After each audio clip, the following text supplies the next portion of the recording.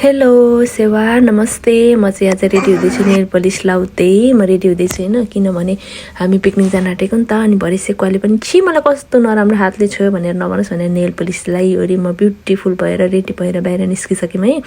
अनि यहाँबाट हामी हिँड्यौँ। अब यहाँबाट थोरै पर गएपछि हामी एकछिन बजारमा अलमल पनि छ कि हल्का फुल्का सामानहरू छुटेको किन्न पर्नेछ।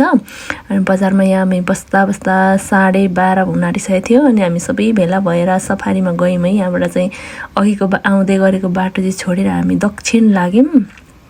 त्यहाँबाट फेरि हामी यता पूर्व मोड्यौँ। अनि अब चाहिँ हामी लगभग आइपुग्न आँट्यौँ हाम्रो लोकेसनमा।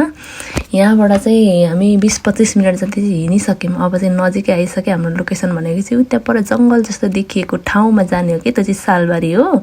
गेटैमा आयौँ अनि गेटमा चाहिँ यो भालुको चित्र पनि छ कि, किनभने पहिला चाहिँ यहाँ भालु पनि पाउँथ्यो अरे, तर अचेल त बिरालो पनि पाउँदैन होला भन्दै हामी हाँस्दै गयौँ। अनि त्यसपछि उहाँ पुगेपछि चाहिँ हाम्रो काम सुरु भयो। कोही आगो फुक्ने, कोही कोइला सल्काउने, कोही सामान निकाल्ने। मम्मी र भाउजू चाहिँ यहाँ सबै सामानहरू निकाल्नु हुँदैछ।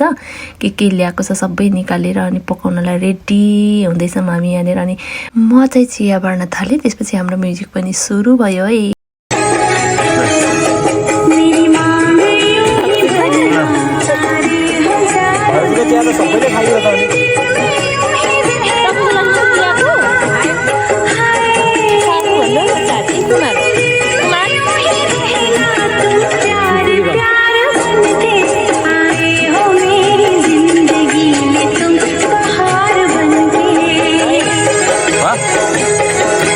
म्युजिक सँगसँगै हाम्रो काम पनि यता कन्टिन्यू छ है। भाइ चाहिँ कुखुराको मासुको लागि ग्रेभी तयार गर्दै, दाजु चाहिँ यहाँ कोइला सल्काउँदै, फेरि हाम्रो म्युजिक सुन्नु न खतरा।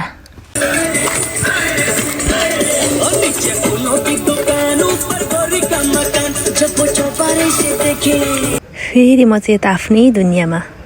ये जगह काफी डरावना है लेकिन देखने में बहुत खूबसूरत है। उता खाना पनि रेडी हुँदैछ, हाम्रो कला पनि प्रस्तुत हुँदैछ कि। यहाँ म पनि, भाइ पनि, मम्मी र भाउजूको फेरि आफ्नै तरिकामा डान्स जाँदैछ होइन। अनि यति बेलासम्म हाम्रो खानाहरू पनि सबै रेडी भइसक्यो। सबैजनाले बसेर खायौँ होइन। अनि लास्टमा फेरि गेम खेल्यौँ कि। अनि यो गेम खेलेर अनि एकदमै रमाइलो भयो, खुसी लाग्यो होइन। अनि हामी फेरि घर फर्क्यौँ।